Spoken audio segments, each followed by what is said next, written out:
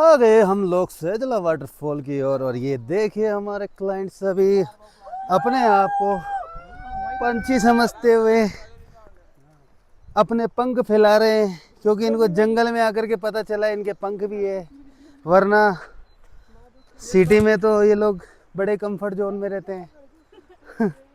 आज इनको पता चल रहा है कि ऐसे भी पैदल चला जाता है, लेकिन वो सिर्फ हमारे साथ पॉसिबल हो सकता है। और कोई कंपनी आपको पैदल चलाए ना चलाए, ट्रैकिंग बाबा आपको ज़रूर ट्रैकिंग करवाते हैं।